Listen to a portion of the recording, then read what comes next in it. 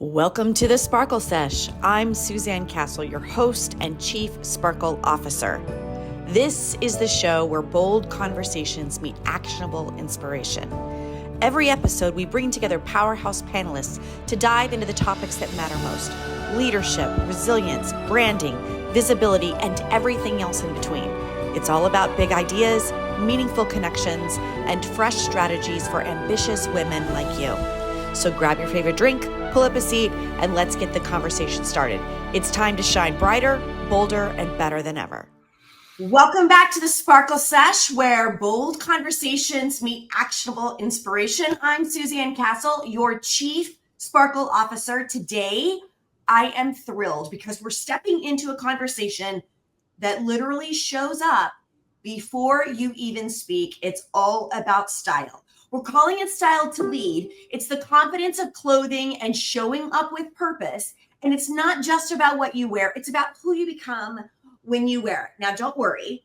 No one here is going to shame you for what you're wearing, whether it's yoga pants. And I promise these experts and I are not going to debate hemlines today. But what we are going to do is unpack a little of that personal style, your strategy for visibility, how you show up with confidence and authentic leadership. Because I know that when your inner brilliance meets your outer presence, that's where that real magic begins. So it doesn't matter whether you're rocking a signature color, for me it's turquoise, or if you're still hiding behind that same 3 black tops on Zoom, you know who you are. This episode is actually for you. And I could not have asked for 2 more fabulous experts to guide us today. So first up, I want you to meet Barbara Crouch. So Barbara works with high potential women, and she really helps them align their visual image with their personal and their professional brand. She is certified with the Association of Image Consultants International and Style by Color. So with that, she brings motivational and mindset first approach to helping your clients dress for career, but also the life that they truly want. She also has a background in marketing. She also has an MBA in global management. So as you can imagine, she knows what it's like to have confidence, meeting strategy and color and what you wear to make you an unstoppable force. And she's going to be here to help us connect the dots between that mindset, that image, and that success. Welcome, Barbara. Thanks for giving us a little bit of your time. Thank you. I'm happy to be here. So glad that you are here today. And we also want to welcome, joining us today, the incredible Sarah Jones Thomas. Now, Sarah is the founder and designer of the Sarah Jones collection, of which I am wearing one of her dresses. Just want to say that from the outset. Now, this is a custom apparel brand that's all about capturing your essence in what you wear. She's a fashion illustrator. She's an educator. She's a speaker. She has over 20 years of experience in the industry. She doesn't look old enough to have 20 years, but she does because she's that amazing. From the one ray to the real world, Sarah believes that clothing should always communicate who you are without saying a word, and she does a dynamite job doing that. Her custom designs, I must say, they make real statements. Welcome, Sarah. Glad you are here as well. Thank you for having me. So I want to start with how clothing communicates something before we ever even open our mouths, before we ever even say a word. So Barbara, let me come to you first. How do you think those style choices act as a messaging tool in our personal branding? So that is a great question. In fact, studies show that there's a direct relationship between what we wear and how we feel. And so not only can your clothing choice impact your mood, but also have an effect on others. So if there is a particular image, or as you kind of see yourself out in the marketplace or out in the world, what you wear and how you wear it really is that first impression. And I kind of like to say, you've kind of heard that you can only make a first impression one time, right? Actually, I think you can make a first impression every time somebody sees you because you're wearing something different, usually, when everybody sees you. So that the first 6 seconds, the onlooker is kind of in their mind, kind of going through thousands of computations on, is this person likable, trustworthy, competent? Do they know what they're doing? Do I want to be around this person? All of that is being sized up literally in about 6 seconds. That is amazing. And we talk about the attention span, right? That our attention span is honestly like a goldfish. And for everyone listening, neuroscience will tell us that goldfish have 7 seconds, and we are not much better than that. So if you take your 6 seconds to get, make an impression, then you've got 1 more second besides your impression look to really communicate something. That makes that impression with what you have on even that much more important. Sarah, what would you say about mattering with what you're wearing? Well, I definitely agree on, making that first impression. And what I often tell people is like, what do you want people to assume about you, think about you, even want to come talk to you before you ever open your mouth? When they see you in the room, across the room, what is going to make them want to come and talk to you? Because again, the alternative is like, how many conversations did you miss because they thought you were the intern, or they thought that? And again, people don't want to say like, oh, it doesn't matter. It definitely matters. Our subconscious cannot help but, who is this person? Do I need to know them? Are they important? And not just important like in the world, but are they important to me? Like, am I looking for someone who has XYZ qualities or traits?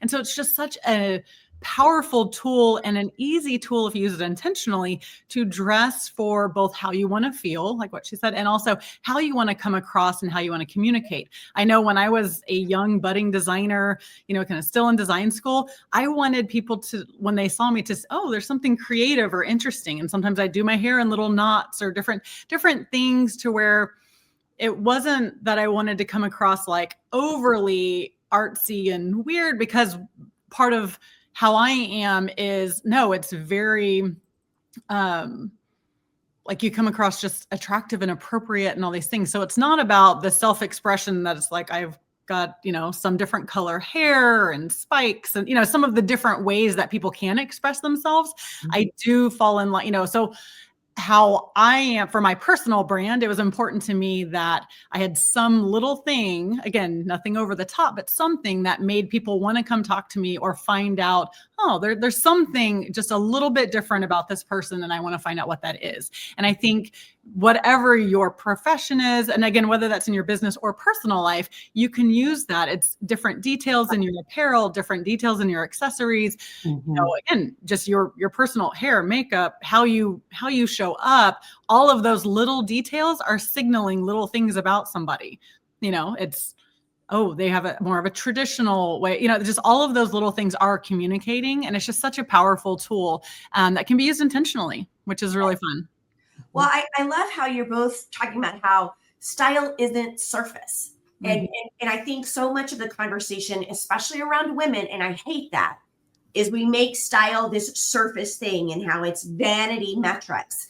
But really, we're elevating the conversation today to a strategic level. And reframing that jump from this vanity place of looking like a magazine cover or whatever that means, or whatever the media has made it to mean, to really understanding that it's going to speak before we ever do. Mm-hmm. And so we've got to set the stage and understand that what we have as our wardrobe in our closet, those choices, are really part of who we are at the core of our identity. Mm-hmm. So Barbara, you talk a lot about the importance of that alignment, that inner with that outer beauty, mm-hmm. and how the journey does start in your mind and mm-hmm. not necessarily in your closet. And I think a lot of us just immediately think, oh, my closet, what's in my closet? What do I need in my closet? So could you talk to us for a moment about some mindset shifts that women need to make before they ever even touch their wardrobe? Oh, that's a terrific question. And that's something literally we could go all day on. So I'll attempt to be brief. So some of the things that as I'm interacting with my clients, is we want to get down to what is the core belief, because really that's what drives the thinking and that internal dialogue, is what do you truly believe? And then breaking that down is that belief really true? And then replace that with what is actually true. if that's not really true. So example, Right. I believe I can't wear yellow. I'm just saying that I can wear a certain shade of yellow, but not all yellows. Right.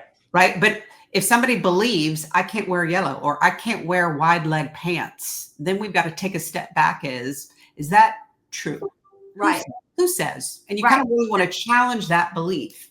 And it may be true that yellow, I know pastel yellow is not for me. That is true. But if I wanted to wear pastel yellow, we could easily style that. It's just all how you style it. But I think it starts with the belief. And then, really replacing that with things that are actually true. And then I believe that that also shifts the mindset and then the internal dialogue. Then layer on that, wearing the right color, the right silhouettes, outfits that you literally become one with. And then that's the whole package. Right. I love how you talked about that. And Sarah, today, actually this morning, I saw something on Instagram that you posted. And it was it about in the 20s? Is that what you posted? Something about the 20s. And it was a dress in the mirror, and it was the color of jade, right? This kind of jade emerald, and used to communicate the color of hope.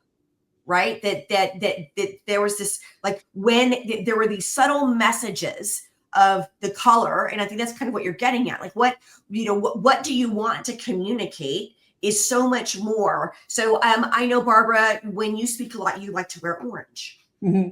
Right. And it draws conversation, and orange is a color of creativity, and it's different. You don't wear a lot. I mean, you don't see a lot of people wearing orange. So automatically people are drawn to that. Right. Mm-hmm. So it really is this understanding of this mind place, but also clothing as identity expression. So Sarah, a lot of your entire design philosophy, as I've come to know you, is about customizing pieces that do reflect the essence of a woman's identity. So the two of you play together, I think, very nicely in this space. And so what does it look like from your space, Sarah, when someone is wearing something that truly represents who they are? And how do you see that then shift their energy or maybe their confidence? That's a great question. A lot of when you're customizing an outfit or a look, one of the main things to start with is, of course, we want it to fit you properly. And part of that is, and how do you like your clothes to fit? Do you want them more body skimming? Some people like certain parts tighter versus looser, different things like that. So really having it fit how you want it to fit and to your unique body. Again, you're going to be most of the way there, especially paired with high quality materials. But the other thing too is then it's like, let's find styles that flatter you where you feel amazing. Because if something is unflattering, you're not going to feel amazing. You're going to be like, what? I'm just going to be pulling and tight if it doesn't fit properly. Okay, what? You're going to be uncomfortable. You're not going to be confident and just in your power and really just nailing it wherever you're going, whatever you're planning to do. So I think, all of those play a role. But then again, it's just picking out a style that somebody loves. Again, everybody can wear something flattering. And again, the fit, and just let's accentuate what we love about our bodies, and just, we don't have to draw much attention to the parts that maybe we're working on or haven't fully accepted. But I think when women feel comfortable in their clothes, love what they're wearing, and it's a style they picked out and it was custom made for them. It's the color that they wanted. It's the neckline they're excited about. All of these, being able to pair those things together. Then when they wear that, I'm going to wear this outfit to that because I know I look amazing. It's that confidence in how they feel in the clothes that allows them to go and shine and just be their best person. Because when you're wearing something that you're excited, how it is, you put on your favorite dress and it's like, I'm cute today, and you're excited and it's fun. And that's one of the power of clothes, that they can give you confidence. They can help you. And part of that can be that aspirational. Like if you are working towards a goal, whether it's in your business or your personal life or different things, that outfit, that thing can be you being her now. It's like, okay, I'm trying to reach this goal, but when I wear this outfit, I can feel it. It's right there. I am going to be that person. And so that is really powerful, to be able to use those pieces to feel amazing for that. So Yeah, it makes me think. I had a corporate client several years ago, and I showed up for, this person that hired me has known me for a long time, and knew I'm not your normal corporate speaker, whatever that means. Okay, and so I show up for the workshop, and I could tell by the look on everyone's face, they were like, "Who is this person?" Because I don't dress like a normal corporate speaker, whatever that means. I dress like I dress. So I'm there in a leopard skirt and a blondie t-shirt and combat boots, right? And the first thing I say is, yeah, just by the way I look, I am not your typical corporate speaker, and this is not your typical corporate workshop. So can we get down to business? So I think that there's a way that you can exactly be who you are and name it. But if I showed up in a three-piece suit, right, and with pearls or whatever, I would be so uncomfortable speaking that no one would also listen to me. Now, they may have thought they needed to listen to me, but it would become pretty apparent pretty quickly that doesn't work for me. So I want to move into this style myth busting, because I love how we're kind of getting into that, like teasing that out a little bit. I think you'll both come from this in a different place, because I hear this phrase and I honestly don't love it. So maybe we can argue about this a little bit. Dress for the job that you want. But I hear a lot of hesitation around that, especially from women who are feeling the pressure to look the part without knowing what that even means, or maybe they're feeling the pressure of the media and having to have their face done and their hair done and all the things. Mm-hmm. So that's a myth I hate, which is dress for the job that you want. Mm-hmm. I think you can dress how you need to dress, but a lot of it is what you bring into the room. But what are some of the biggest myths that maybe you've encountered, Barbara, about style or professionalism or visibility? So that's a great question. I have a different point of view about that particular myth about kind of dressing for the job that you want, primarily because, so let me back up, as long as kind of that image fits with who you are. Right.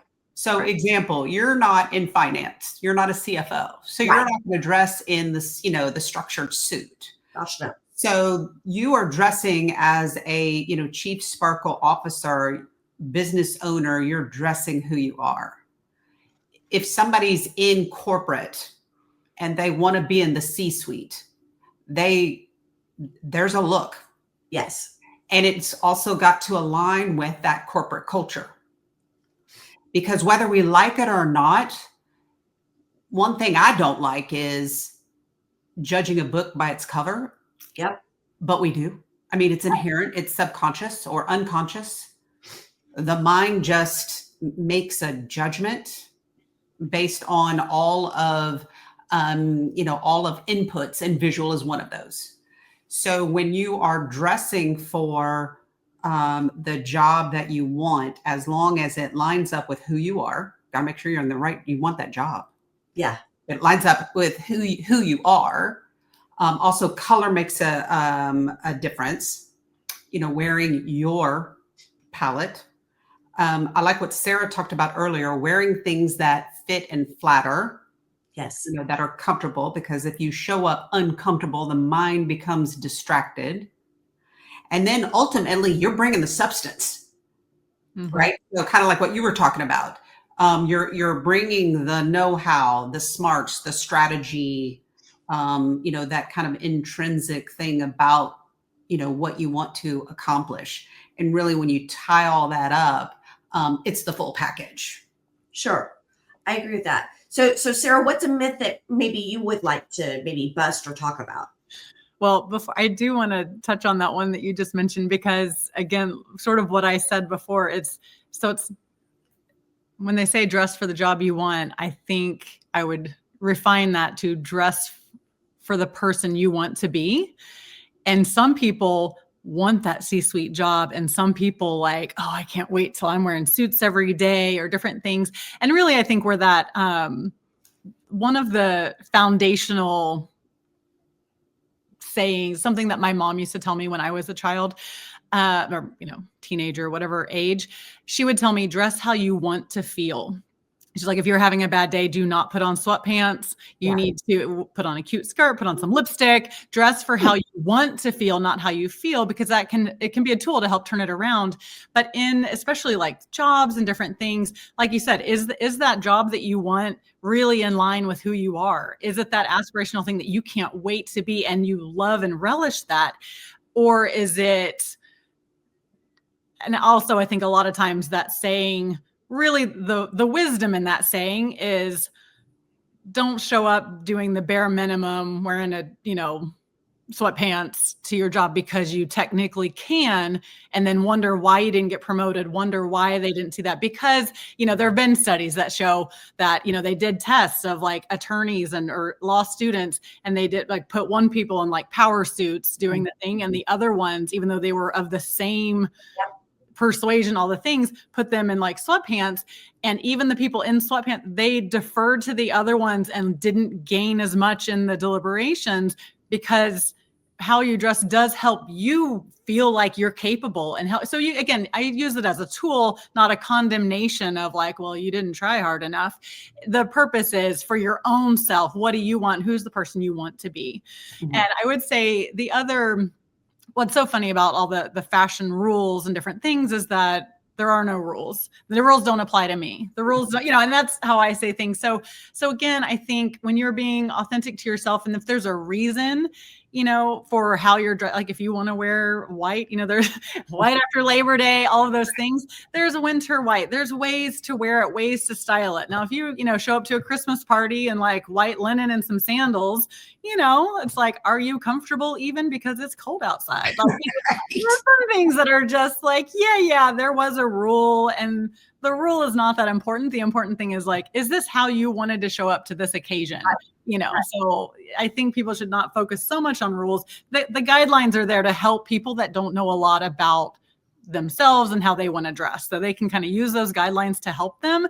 But ultimately, when you are really feeling yourself and being, dressing how you want to show up, I would not be concerned about any specific rule for fashion. So Barbara, let me ask you about style without spending, because we're in a world that I bemoan, fast fashion. Oh, so we're filling up landfills because of influencers. We have to look a certain way. We have to go get what they're peddling, and they're all the knockoff fashion. Sarah and I have had this conversation a bunch. I got very affronted at dinner one night because someone had what I thought was her purse, and I complimented this woman, and she was like, I don't know who you're talking about. And she got it at a knockoff store, and I was so upset. And I called Sarah, and I was righteously angry on Sarah's behalf that someone stole it, and we're just in this place of this. And so for the woman who is listening, who is overwhelmed, and maybe they're disconnected from their style, and maybe they don't have a budget to run out and buy something new, where can they start with what they already have and begin thinking about realigning wardrobe and confidence together? So that's a great question. And I'm so with you on the fast fashion. That's for another day, because I can talk all day about that too. So, but that's a great question. Where does somebody start? So I would suggest, and this is what I include in kind of all the consultation that I do with my clients, is getting a visual of what does your image look like. So, identifying the signature style, kind of that projection you want to put out into the world or into the marketplace. And so really identifying what does that look like. And then start shopping the closet, because chances are there are probably some pieces in the closet. Oh, for sure. That kind of line up with that. It just might be putting, this jacket with that, with jeans, or, something along those lines.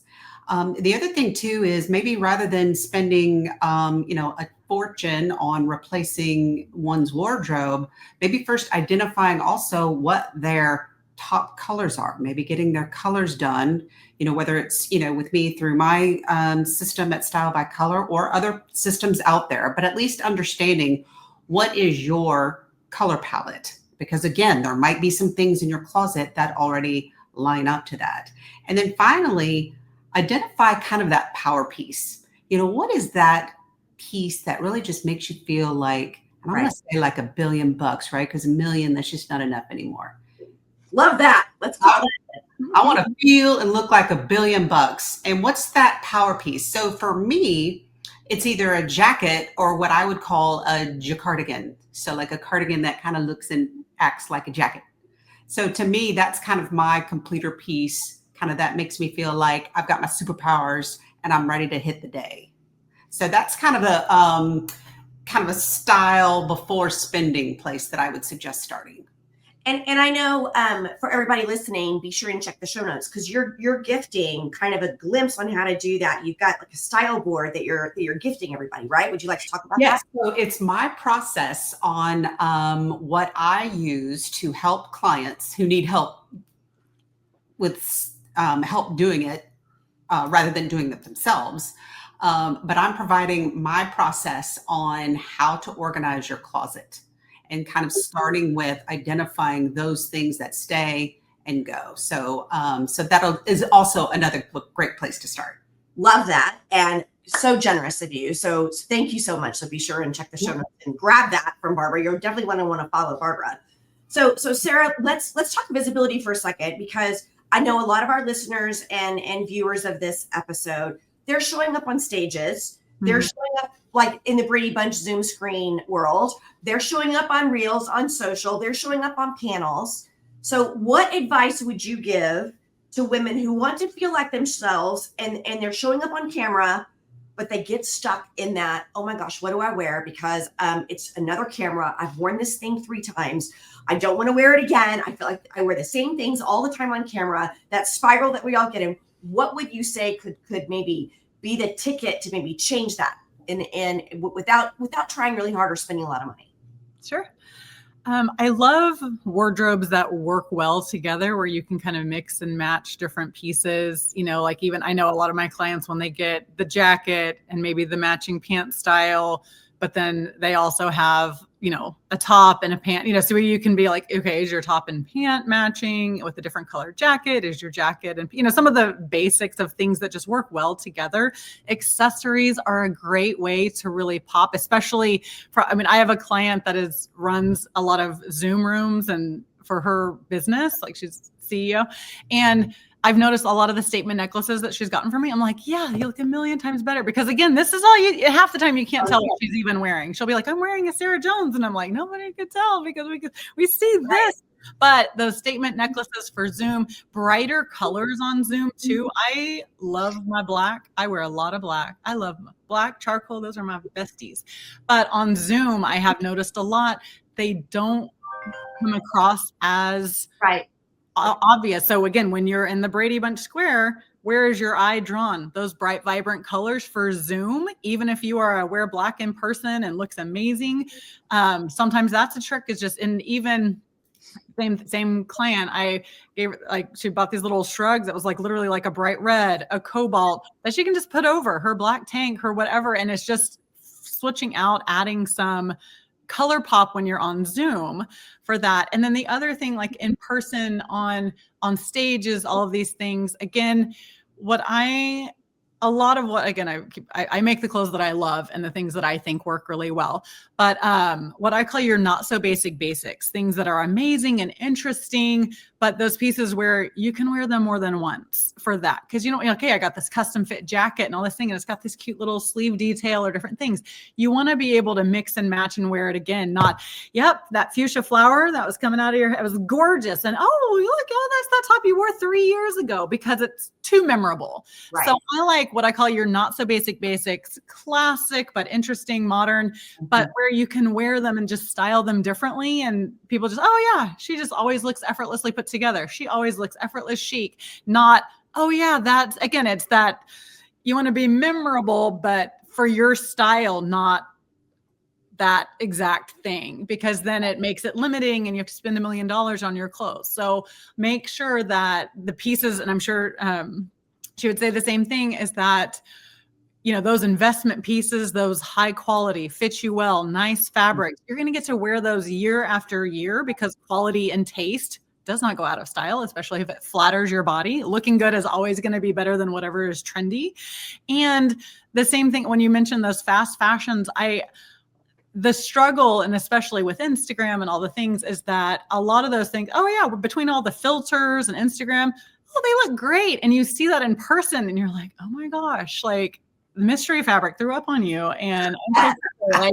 But it photographs well sometimes, again, especially with filters. So it's those high quality materials, especially when you're in person, will go a long way on how you come across. And just, again, I feel like quality should be symbiotic with your personal brand as you present yourself, because the people that notice will know, the people that know will notice. And I think the people that don't, it's fine. It's just, but it's when you are trying to kind of elevate yourself and your personal brand, the high quality fabrics are not going to end up in the landfill. They are going to be in your closet year after year. Right. That's right.